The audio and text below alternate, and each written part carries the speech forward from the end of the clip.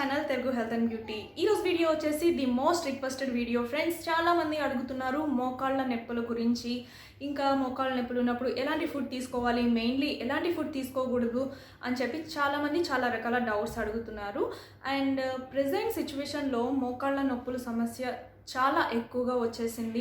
So యాక్చువల్గా ఏంటంటే మనం కొంచెం బ్యాక్ వెళ్ళి చూసినట్లయితే మన పెద్దవాళ్ళు అంటే తాతలు నానమ్మలు వాళ్ళ ఏజ్లో మోకాళ్ళ నొప్పులు అంటే 60-70 ఇయర్స్కి మోకాళ్ళ నొప్పులు వస్తూ ఉండేవి. సో వాళ్ళు 60-70 ఇయర్స్కి మోకాళ్ళ నొప్పులు వస్తేనే వాళ్ళు అమ్మో నాకు మోకాళ్ళ నొప్పులు ఉన్నాయి, నాకు 60 ఇయర్స్కి మోకాళ్ళ నొప్పులు వచ్చేసాయి, 65 ఇయర్స్కి మోకాళ్ళ నొప్పులు వచ్చేసాయి అని చెప్పి వాళ్ళు అప్పుడు ఆ కాలంలో అలా అనుకునేవాళ్ళు.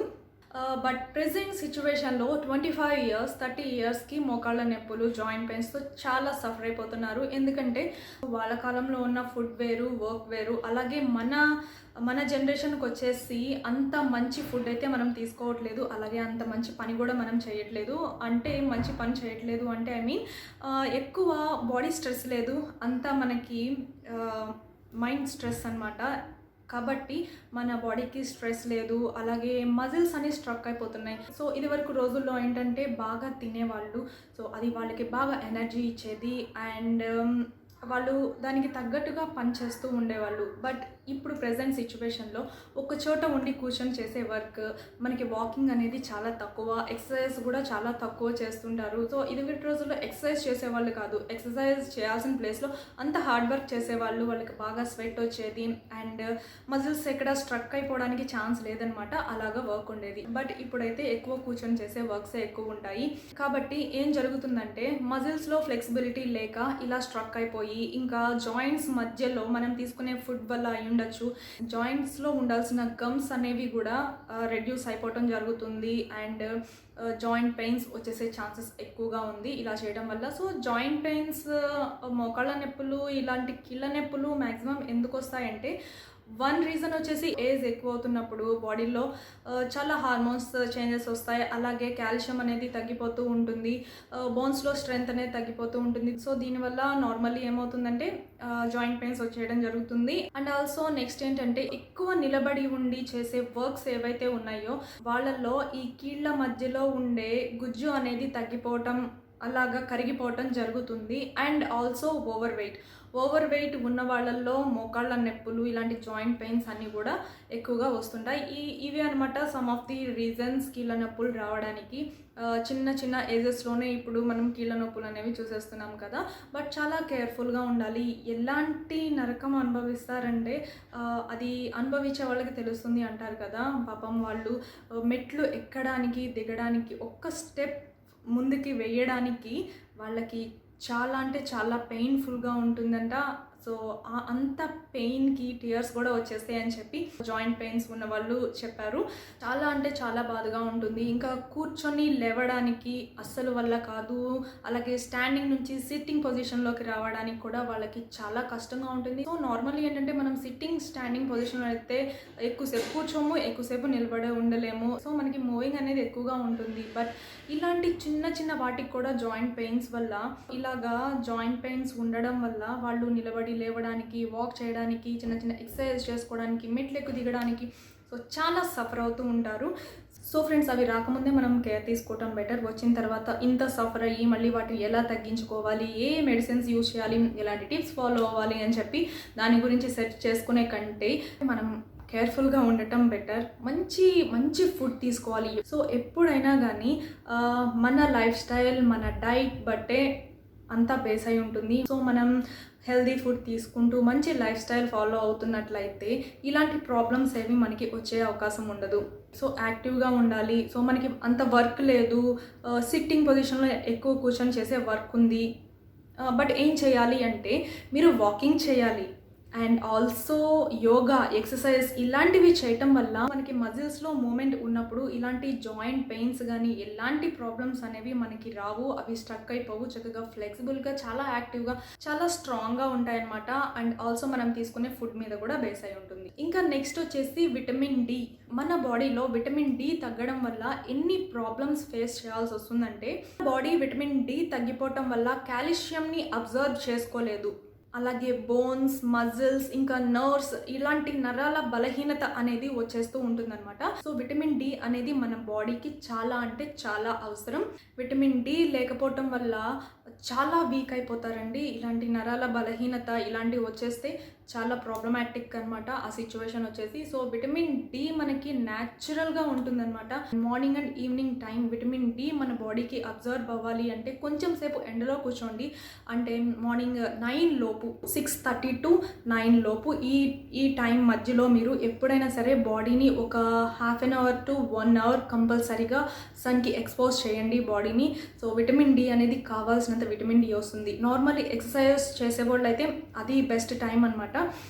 6:30 to 8:30 ఇలాగా మనం ఎక్సర్సైజ్కి టైం ప్రిఫర్ చేస్తాం.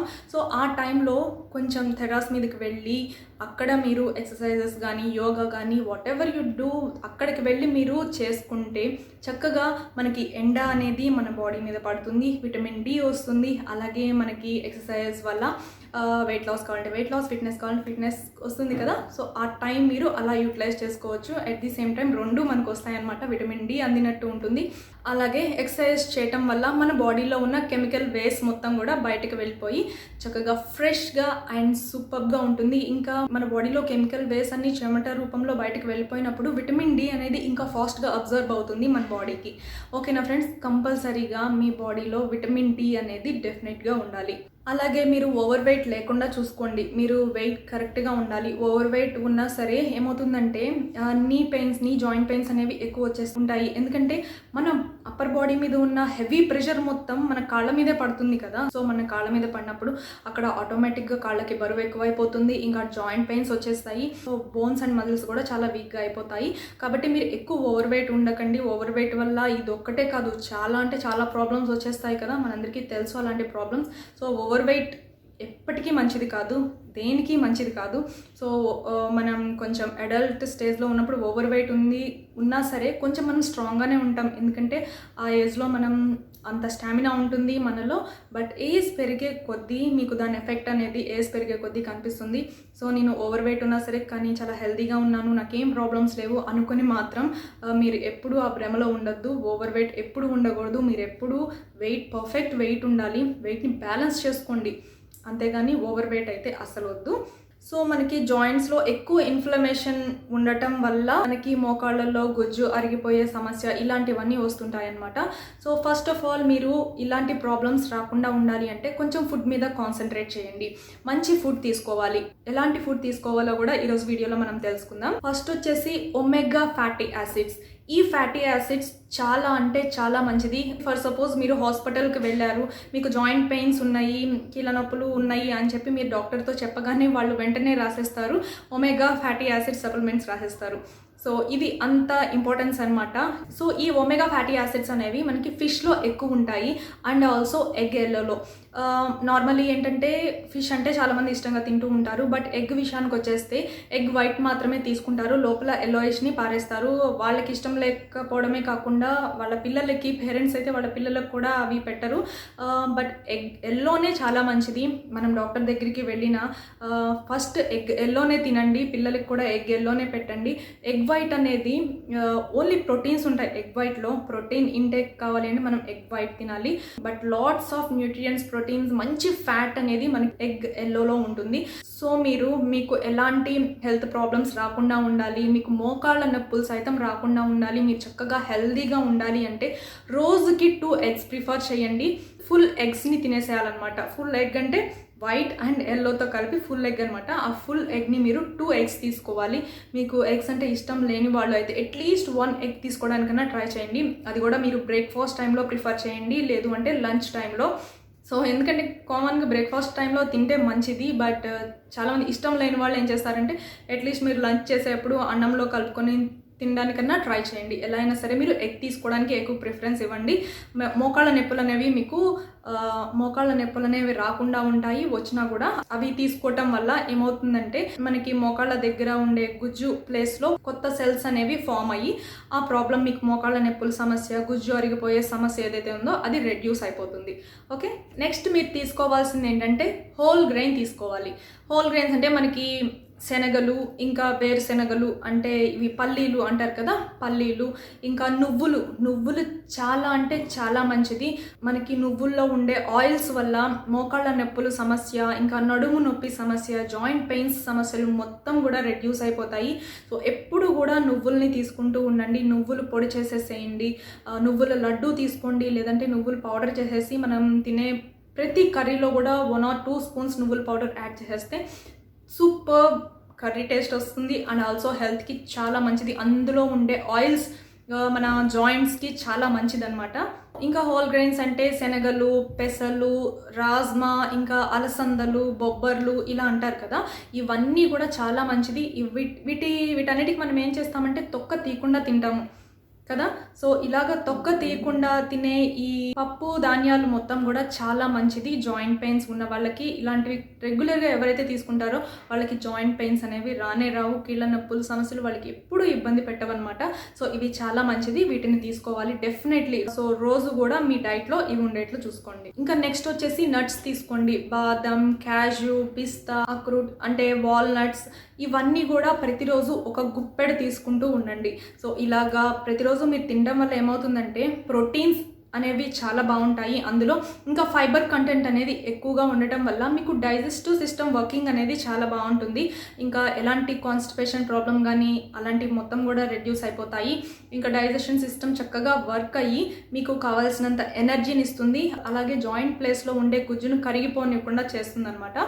అండ్ నెక్స్ట్ వచ్చేసి కాల్షియం చాలా అవసరం. ఈ విషయం మాత్రం మనందరికీ తెలుసు. జాయింట్ పెయిన్స్ రాకుండా ఉండాలి అంటే కాల్షియం ఇంటేక్ అనేది ఎక్కువ ఉండాలి. కాల్షియం ఎక్కువగా తీసుకుంటూ ఉండాలి, లేకపోతే బోన్స్ బ్రేక్ అయిపోతాయి, ఇంకా బోన్స్ మీద ఉన్న పాలిష్ పోతుంది, ఇంకా చాలా రకాల బోన్ ఇష్యూస్ అనేవి వచ్చేస్తాయి. కాబట్టి బోన్స్కి మనకి జాయింట్ పెయిన్స్ రాకుండా ఉండాలి అంటే, బోన్స్ స్ట్రెంగ్త్గా ఉండాలి అంటే మనకి కాల్షియం అనేది చాలా అవసరం. కాల్షియం అనేది ఎక్కువగా ఉండే ఫుడ్ ఏంటి అంటే మిల్క్ అని మనందరికీ తెలుసు కదా. మిల్క్ తీసుకోవడంతో పాటు కొన్ని మంచి ఫుడ్స్ ఉన్నాయి ఫ్రెండ్స్. ఏంటంటే మనకి తోటకూర చాలా మంచిది. అండ్ తోటకూరతో చేసే ఏవైనా తోటకూర మీరు కర్రీలా చేసుకోవచ్చు, తోటకూర పప్పు చేసుకోవచ్చు. ఇంకా మునగాకు చాలా మంచిది.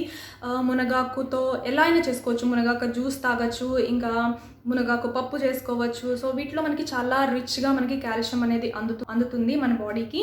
ఇంకా తమలపాకు, కరివేపాకు, నువ్వుల్లో మనకి కాల్షియం అనేది చాలా రిచ్గా ఉంటుంది. సో ఈ ఫుడ్స్ తీసుకోవటం వల్ల మనకి కాల్షియం అనేది చక్కగా కావాల్సినంత కాల్షియం అనేది మన బాడీకి అందుతుంది. ఇంకా క్యారెట్, బీట్రూట్ కూడా తీసుకోండి, హెల్త్కి చాలా మంచిది. సో ఎలాంటి ఫుడ్ తీసుకోవాలో తెలుసుకుందాం. ఎలాంటి ఫుడ్ తీసుకోకూడదో మీకు తెలుసా? ఓన్లీ ఒక్క ఇంగ్రీడియంట్ ఉంది, అదేంటంటే సాల్ట్. సోడియం ఇంటేక్ ఎక్కువగా ఉన్నప్పుడు ఏంటంటే మనకి మోకాళ్ళలో గుజ్జు అరిగిపోవడం, ఇలాంటి ప్రాబ్లమ్స్ అన్నీ సోడియం ఇంటేక్ ఎక్కువగా ఉండటం వల్ల కూడా వస్తుంది. మెయిన్లీ రీజన్ ఫ్రెండ్స్, సాల్ట్ని అవాయిడ్ చేసేయాలి.